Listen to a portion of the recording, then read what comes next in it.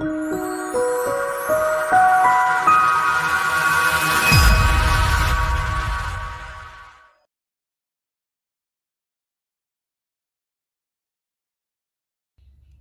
María Purísima, sin pecado concebida.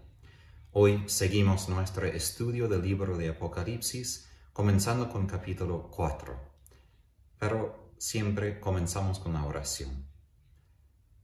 Ven, Espíritu Santo, ven en el nombre de Jesús. Ven a abrir nuestras mentes y corazones a la palabra de nuestro Padre. Haz nuestros corazones tierra fértil, para que, siguiendo el ejemplo de la Virgen, podamos guardar esta palabra, meditarla y dar fruto en abundancia con la semilla de esta palabra. Todo eso pedimos en nombre de Jesús nuestro Señor. Amén. Hoy voy a comenzar el capítulo 4 y vamos a leer entre versículos 1 a 6, pero la mitad de 6, porque en ese versículo ya podemos comenzar otro estudio y voy a hacer esto en otro video para no alargar o hacer este video demasiado largo. Como siempre voy a leer los versículos primero y después vuelvo para describir los detalles particulares de cada versículo. Después tuve una visión. Aquí una puerta estaba abierta en el cielo, y aquella voz que había oído antes, como voz de trompeta que hablaba conmigo, me decía: sube acá, que te voy a enseñar lo que ha de suceder después. Al instante caí en éxtasis. Vi que un trono estaba erigido en el cielo, y uno sentado en el trono. El que estaba sentado era de aspecto semejante al jaspe y a la cornalina, y un arco iris alrededor del trono de aspecto semejante a la esmeralda. Vi 24 tronos alrededor del trono, y sentados en los tronos a 24 ancianos con vestiduras blancas y coronas de oro sobre sus cabezas. Del trono salen relámpagos y fragor y truenos. Delante del trono arden 7 antorchas de fuego, que son los 7 espíritus de Dios. Delante del trono como un mar transparente semejante al cristal.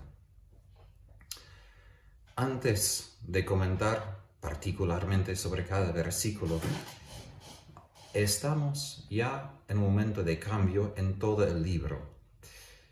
Primero Jesús declaró a Juan que iba a contar lo que ya está pasando en la iglesia, y por esto Jesús indicó a Juan que debería escribir estas 7 cartas a las iglesias de Asia Menor. Ahora vamos a entender lo que ha de suceder, porque Jesús también dijo a Juan que él iba a revelar lo que tiene que suceder antes de que él vuelva en gloria. Entonces, como yo terminé la última vez, necesitamos prestar atención a esas cartas, arrepentirnos, a crecer en nuestra fidelidad y fervor para enfrentar lo que Jesús dice vamos a enfrentar en el futuro. Y somos ya ciertos, o tenemos la certeza, que la victoria viene, que nuestro Señor Jesús va a tener la victoria. Pero sabemos que mientras tanto enfrentamos lo que parece ser derrotas, parece ser dificultades. Entonces, en el libro de Apocalipsis siempre repite ese tema del trono de Dios, que Dios es soberano sobre toda la creación, toda la historia, que mientras que hay muchos cambios y movimiento aquí en la tierra, Dios se queda como nuestro Rey. Él tiene todo bajo su dominio, aun nuestros pecados. No quiero decir que Él está actuando a través de nuestros pecados, pero que aun nuestros pecados forman parte de su plan, porque su omnisciencia, su omnipotencia son tan grandes que Él puede utilizar aun esto para cumplir su plan. Entonces, ahora hemos dejado la tierra, las 7 iglesias concretas de lo que hoy es Turquía, y hemos entrado al cielo. Vemos a lo que está pasando en el cielo. Y eso es algo importante por todo lo que va a seguir también, en ese sentido que la iglesia en ese libro primero es una iglesia en liturgia, en culto, en oración, en sacrificio. Para que Jesús, cuando se apareció a Juan en el primer capítulo, se aparece como sumo sacerdote. Él lleva la túnica blanca, lo que los sacerdotes hoy llevan como alba. Es decir, Jesús se presenta como el sumo sacerdote en el templo de Dios en el cielo. Esto es la tarea principal de la iglesia, de estar en la tierra conectada, en unión con la iglesia en el cielo, con el sumo sacerdote Jesús, ofreciendo sacrificio, ofreciendo alabanza y culto a nuestro Padre. Y eso tiene un efecto directo en la tierra, no es simplemente algo de devoción, algo privado, muy espiritual. Esa liturgia, nuestra participación en la intercesión de Jesús, en su sacerdocio, es lo que cambia el rumbo de este mundo, lo que cambia la suerte de la historia humana. Y como fruto de esa participación, la liturgia divina, celestial, nosotros somos enviados a dar testimonio de Jesús. Y por esto tenemos el nombre la misa, que viene de las últimas palabras en latín en la misa, ite missa est, que se vayan porque son enviados. No es traducido muy bien en los idiomas contemporáneos, porque casi nunca se repite así, que somos enviados. Se repite como la misa ha sido terminada. Pero eso no es lo que tiene en latín. Somos enviados.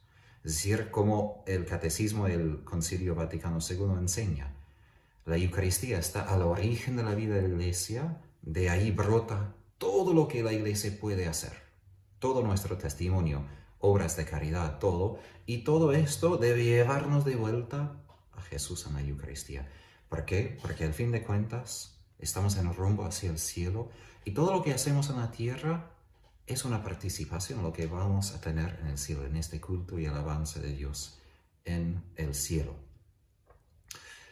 Ahora vuelvo a los detalles. Después tuve una visión. Juan está hablando aquí. Él ahora está contando algo que él ha recibido. No es simplemente una imaginación, no es simplemente algo que él ha meditado y está compartiendo con nosotros, sino que él ha visto algo y quiere compartir esto con nosotros, es decir, es testigo. Por eso comparte lo que ha visto con nosotros. He aquí una puerta estaba abierta en el cielo, y aquella voz que había oído antes, como voz de trompeta que hablaba conmigo. Dios ha hecho su morada en el cielo accesible a Juan, al profeta, y también a nosotros.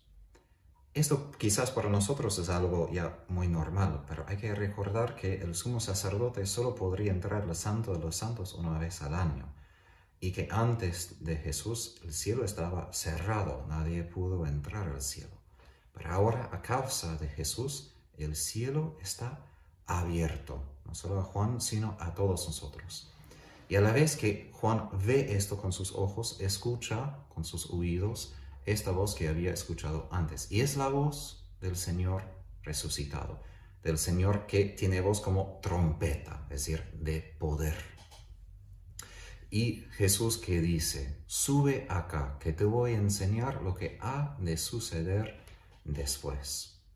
Como dije, eso no simplemente apunta un cambio en el rumbo de este libro, que tenía primero las cartas de la iglesia sobre lo que está pasando, y ahora estamos apuntando lo que tiene que pasar, pero también eso indica que el propósito, la meta, el porqué de que Juan está subiendo al cielo es para recibir una revelación divina.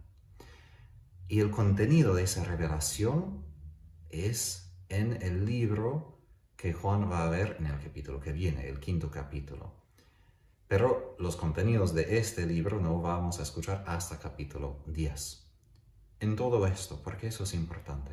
Porque revelación es algo que implica que Dios está diciendo algo y no podemos simplemente pensar para deducir que esto es lo que va a pasar, que esto es la verdad. Es decir, que si esa revelación es simplemente algo que podemos recibir, algo que Dios da a nosotros y nosotros solo podemos recibir. Tenemos un Dios que quiere revelarse. Eso es importante también porque somos personas de fe y de razón. Razón que implica que podemos deducir ciertos datos, ideas de lo que ya sabemos. Pero primero, esa razón supone que Dios se ha revelado a nosotros. Y quiere decir que no podemos imaginar que podríamos haber imaginado esto antes. No. Como pueblo que recibe revelación, necesitamos esta oración de recibir, de estar en contacto con un Dios que quiere comunicar con nosotros, con un Dios que activamente quiere hablarnos, quiere mostrar quién es y qué va a pasar. Ahora, versículo 2. Al instante caí en éxtasis. Vi que un trono estaba erigido en el cielo y uno sentado en el trono. Que él cayó en éxtasis quiere decir que él estaba en el Espíritu. De manera diferente que nosotros vivimos en el Espíritu, como dice San Pablo, según nuestro bautismo. Es decir, que hay momentos cuando el Espíritu se apodera completamente de nosotros y nosotros no estamos como en el cuerpo del modo normal, sino que estamos completamente sumergidos en la realidad de Dios. Vemos esto en los santos, ¿no? En su oración que fue tan profunda que en algún sentido ya entraban en el cielo por un momento, podemos decir, ya entraban en esa realidad última de Dios. Y él vio un trono. Pero muchas veces no se traduce una palabra en griego aquí cuando dice que hay que mirar, ¿no? Que hay que prestar atención. Es decir, Juan está invitándonos a poner nuestra mirada fija en el trono. Todo el libro, y mencioné esto un poco, el libro de Apocalipsis habla del trono de Dios 40 veces. Y por esto todo el libro es dominado por ese símbolo de la soberanía divina. Es decir, que cuando todo el mundo se acaba y todas las guerras cesan y todo lo que cambia ya ha cambiado y ha dejado de existir, ese trono de Dios subsiste para siempre. Es decir, es como el ancla de nuestra esperanza de que cuando el cielo y la tierra desaparecen, como el fin del libro, todavía aparece ese trono blanco. Y ahora, esta visión que Juan tiene del trono de Dios es semejante a lo que tenía Ezequiel al comienzo de su libro y también capítulos 26 a 28. Pero, en diferencia que Ezequiel, Juan no intenta describir la figura que está sentado sobre el trono. Simplemente él da imágenes según joyas o gemas y luz. Jaspe, que tiene un color rojizo, y cornalina, que es de color rojo como de fuego. Y también que cerca, alrededor del trono, tenía un arco iris. Es decir, todos los colores, que también nos hace recordar de la promesa que Dios hizo a Noé, que de nunca destruir toda la tierra por medio del agua del diluvio. Y también que tenía esmeralda, que era típicamente en color verde. A veces hay personas que intentan encontrar significados en cada uno de estos colores, pero más que todo aquí es para revelar la majestad, el esplendor y la hermosura de nuestro Dios, quien habita en luz inaccesible, según San Pablo en su primera carta al Timoteo. Entonces, aquí es una manifestación de Dios como es en su divinidad. Sabemos que Jesús, por ejemplo, manifiesta la divinidad de su Padre a través de su humanidad. Pero aquí en algún sentido, a través de símbolos, Juan ve a ese Padre, a Dios inaccesible, porque no podemos verlo, ¿no? Él es completamente trascendiente y no se puede ver simplemente con los ojos, ¿no? A diferencia de Jesús, quien sí podemos ver con nuestros ojos. Versículo 4. Vi 24 tronos alrededor del trono y sentados en los tronos hay 24 ancianos con vestiduras blancas y coronas de oro, sobre sus cabezas. Ahora, 24 simboliza la plenitud del pueblo de Dios y los 2 patriarcas del Antiguo Testamento y los 12 apóstoles del Nuevo Testamento. Pero todos en culto, en alabanza alrededor de Dios.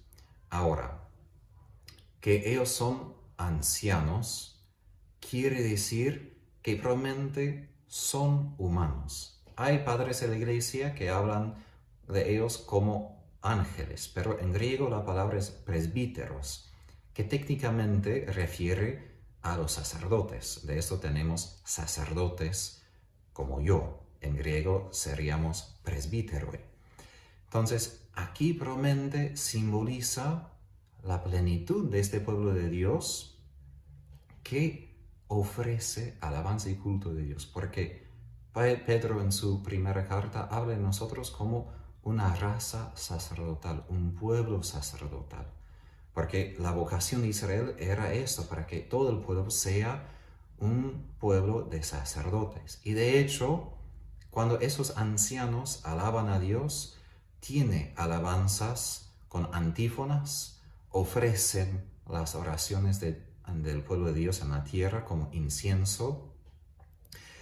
Y esto son funciones sumamente sacerdotales, que llevan vestiduras blancas, indican su santidad, que es necesaria para ser ministros en la sala, el lugar del trono de Dios.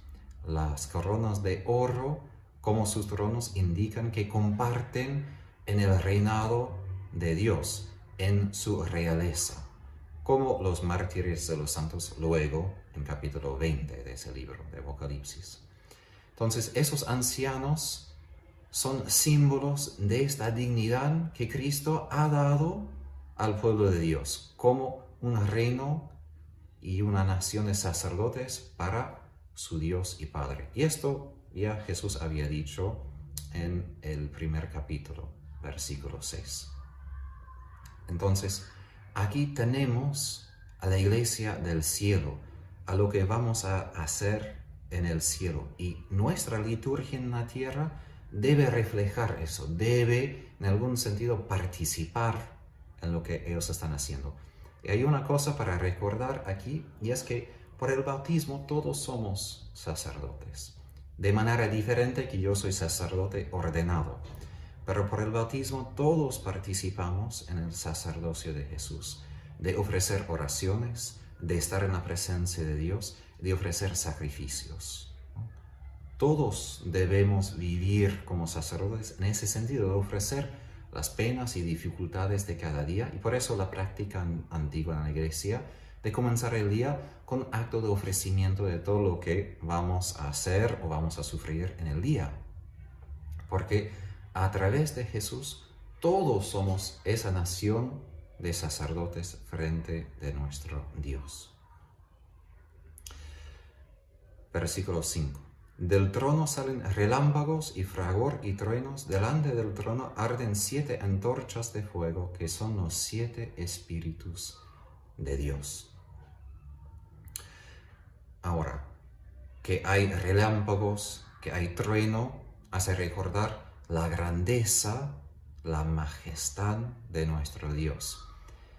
Y frente de esto somos incapaces de resistir quién es, y Dios se revelaría a sí mismo plenamente, no podríamos decir que no, ni resistir su poder, porque es Dios, ¿no? En la Escritura también trueno, relámpagos acompañan la teofanía, es decir, la revelación de Dios. Acompañan a la revelación de Dios en Monte Sinaí, en Éxodo 19, y cuando Dios rescata a su pueblo, en Éxodo 9, y también en el segundo libro de Samuel. Relámpago también es evidente cuando llama a Ezequiel como profeta y también revela el futuro de Israel a él, cuando leemos el comienzo del libro de Ezequiel. En ese libro, esos portentos divinos van a volver repetidamente con una intensidad que se aumenta, que crece, hasta que lleguemos a la cima de la intervención divina, que es el séptimo sello, la séptima trompeta o el séptimo plato o fuente. Es decir, que Dios se revela cada vez más fuertemente frente del mal. Entonces, como Pablo dice, donde abunde el mal, más abundante es la gracia de Dios, porque Él siempre es soberano. La antorcha o el candelero que arde frente del trono hace recordar a la menorá, a ese candelero en el templo de Jerusalén. Y esto hace recordar a lo que habíamos visto con Jesús, que Él está en medio del candelero, ¿no? Que simboliza, con las 7 lámparas, al Espíritu de Dios, ¿no? Que son los ojos de Dios que ven por todo el mundo, en todos los rincones del mundo. Es decir, Dios ve y actúa en el mundo a través de su Espíritu que está presente por todos lados. Entonces, aquí tenemos más de esa imagen. Antes era con los ancianos, ahora tenemos más sobre Dios. Teníamos antes las joyas, las gemas del trono de Dios. Ahora vemos con acciones la majestad de nuestro Dios. Y delante del trono, como un mar transparente semejante al cristal. Esto probablemente refiere a una fuente profunda de agua que se llamaba el mar en el templo de Salomón. Sabemos eso del primer libro de los Reyes. Y ahí también tenía unos toros que eran como los pies de esta fuente, de este mar. También probablemente refiere a las aguas delante de arriba del cielo, porque los hebreos pensaban que el cielo es azul porque de arriba del cielo hubo agua. Por esto tenía el color mismo del mar. Y este domo del cielo es transluciente, es decir, se puede ver, ¿no? Entre aquí en la tierra y el cielo.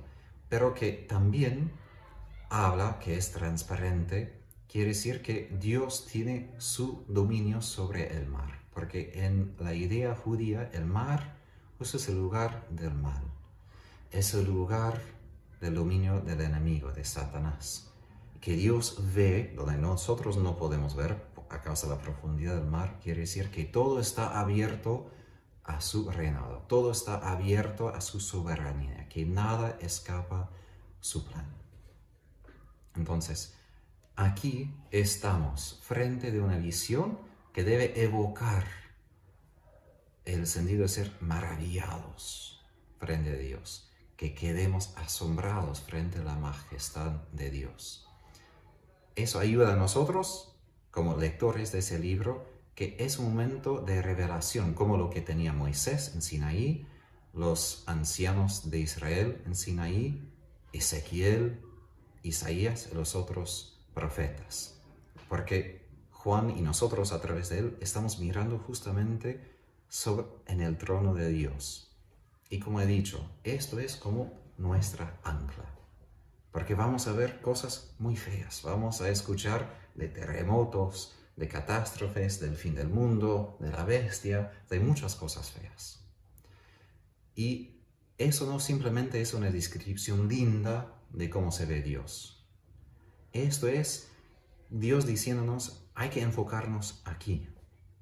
Hay que recordar, esta es nuestra misión, darle culto, darle gracias, de unir nuestro sacrificio al sacrificio de Jesús, de siempre quedarnos como sacerdotes, ofreciéndolo todo lo que va a venir, todo ese sufrimiento, como culto, como alabanza y incienso frente de nuestro Dios.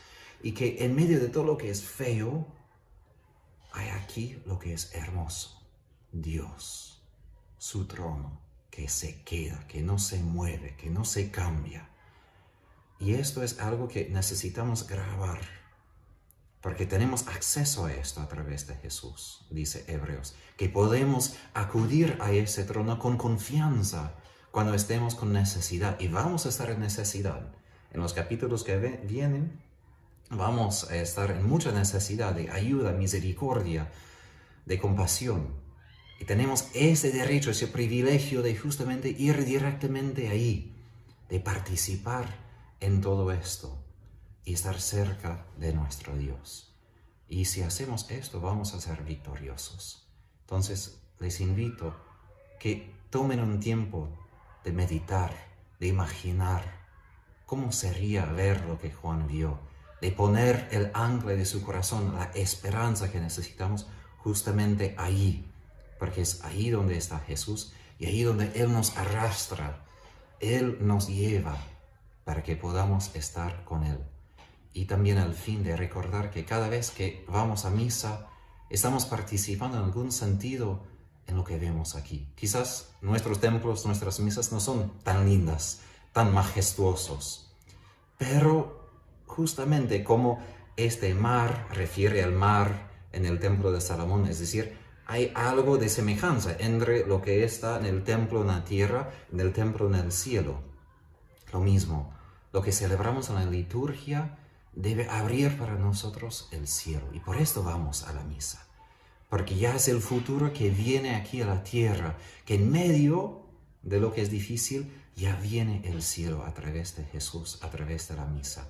Y ahí nosotros, como sacerdotes para el bautismo, ofrecemos a nosotros mismos y todo lo que pasa a nuestro Padre, pidiendo redención, salvación para nosotros y todo el mundo.